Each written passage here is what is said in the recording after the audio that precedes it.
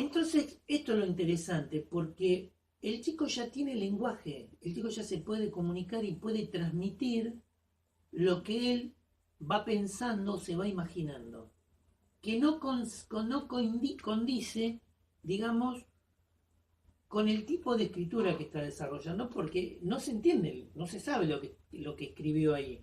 Pero sin embargo, él, en su pensamiento y en su memoria, podríamos decir, puede repetir lo que está diciendo, lo que describió ahí. Sí, cuando uno se sale del rol de que te cuente algo y le dice, bueno, a ver, explícame qué es lo que dibujaste. Claro, exacto. Contame qué es lo que dibujaste, quiénes son, qué estaban haciendo. Bueno, ahí está la labor del terapeuta de poder, a raíz de preguntas guiadoras, ir viendo, ¿no? De qué se trata. Claro. Porque quizás no pase el umbral de la puerta diciendo, bueno, hoy tengo este problema.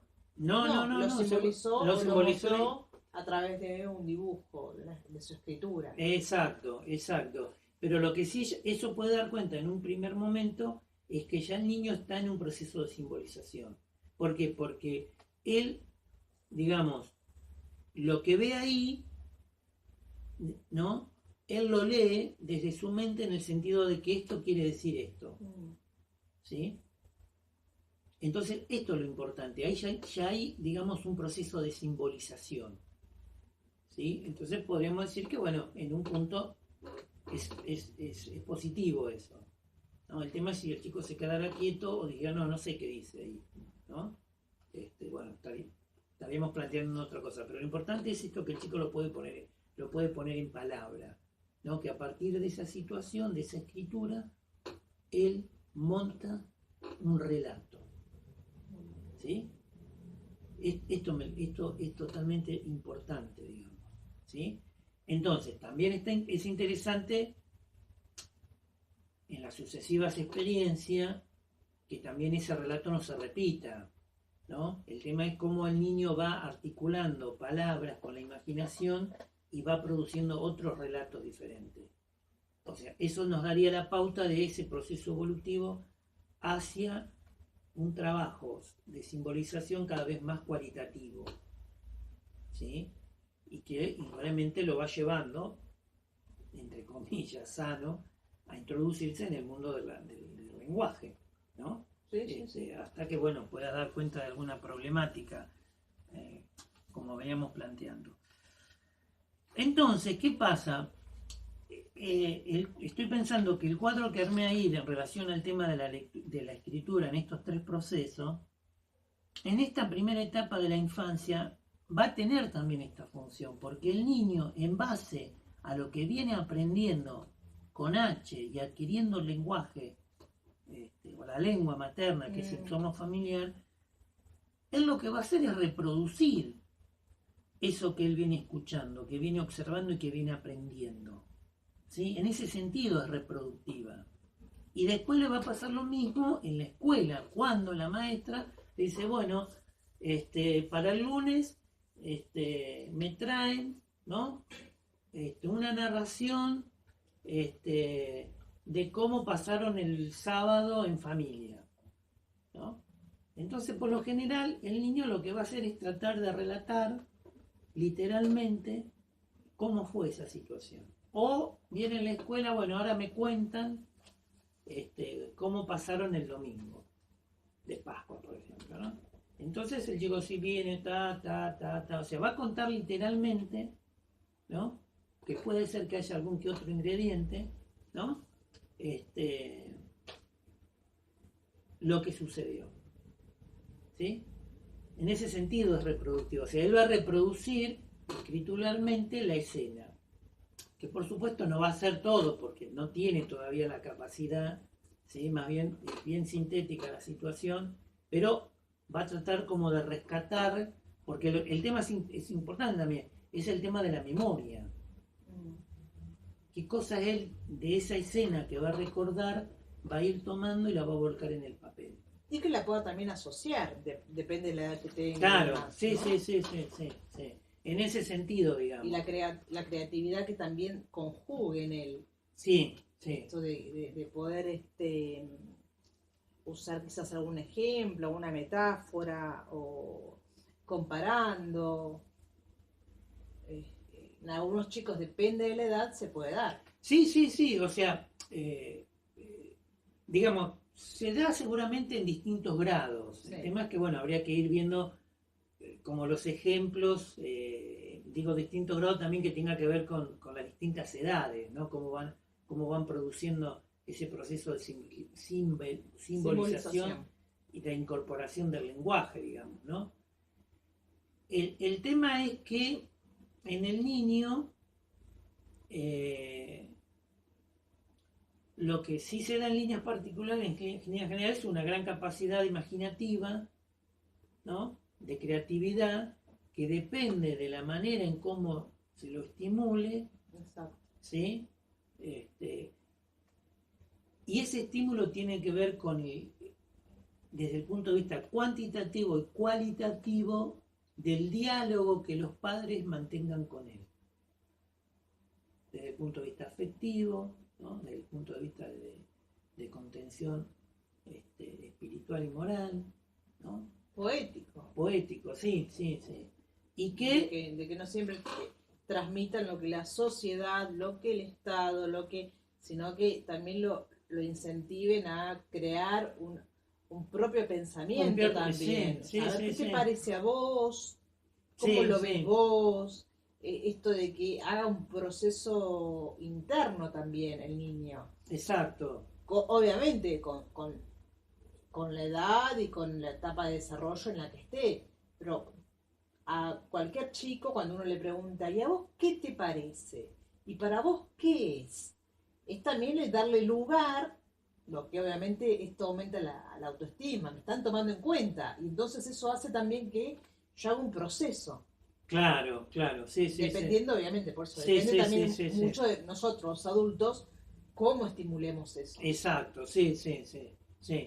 Claro. Generalmente la comunicación siempre es lineal, podríamos decir, del lugar del padre o de la madre, que marcan, ¿no? Posiciones y no dan lugar, en este caso, a que el niño pueda expresarse. Y hoy por hoy está tendiente, ¿no? Pero hasta por una cuestión social, digamos. Bueno, pero lo que hay que poder pensar desde este lugar es que ahí ese tipo de familia hace una administración, digamos, muy ajustada de la economía del lenguaje, porque hay poca comunicación, porque lo que se juega ahí también es el factor tiempo. Como tengo que trabajar mucho, no tengo tiempo para el diálogo, porque la importancia o lo primario, lo prioritario de la familia es el bienestar económico. Esto que aparece, le doy todo, ¿no? Le doy todo. Sí, gasto mi tiempo en cuestiones materiales, pero a la hora de preguntar y escuchar, exacto, ya ahí el tiempo es en segundos. No tengo tiempo. O directamente no hay. No tengo tiempo. Y esto es lo que provoca, mejor dicho, esto es lo que profundiza justamente la falta, ¿no? No es que no hay falta si hay comunicación, no. La falta está igual. Pero el tema es que cuando no hay comunicación, no hay diálogo, no hay prestar atención al niño, no hay preguntarle qué vos pensás o qué te pasa, ¿no?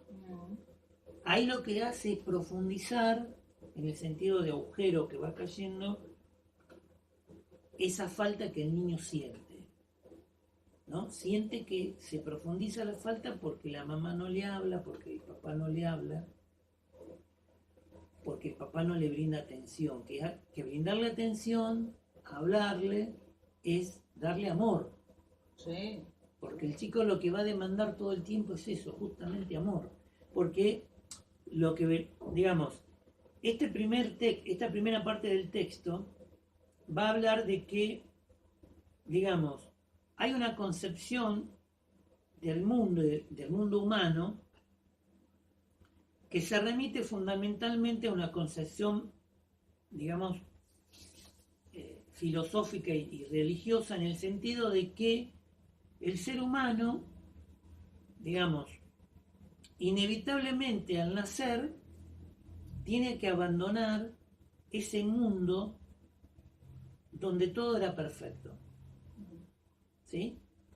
Entonces, por un proceso inevitable e inexorable, digamos, tiene que ser expulsado de ese mundo.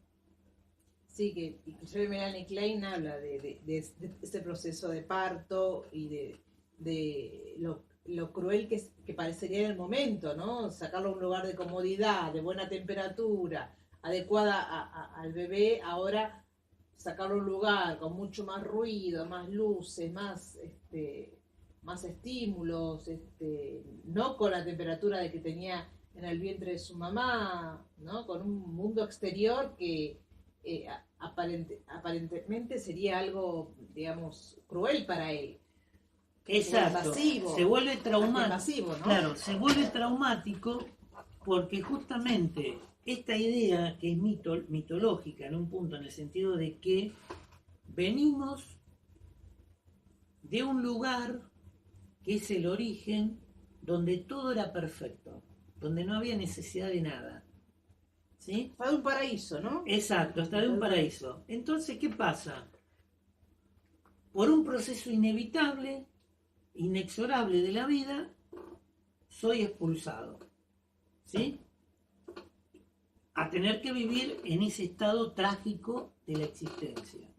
Pero ¿qué pasa?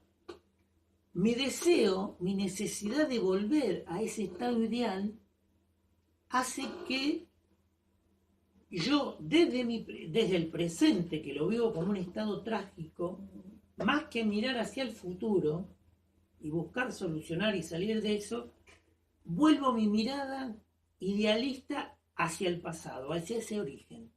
Entonces mi comportamiento, mi vida, la voy a hacer en este presente, pero siempre mirando hacia el pasado, queriendo buscar las maneras espirituales de poder volver a ese estado. De recrear, de alguna forma, el estado... Ese estado ideal, ¿sí? Entonces, digamos, las religiones orientales, fundamentalmente la India, toda esa zona, se van a construir esa concepción del hombre desde ese lugar, ¿sí? Que el hombre nunca está ubicado en un aquí y ahora, ¿sí? Porque lo aborrece, porque su estado espiritual lo que anhela todo el tiempo es volver, ¿sí?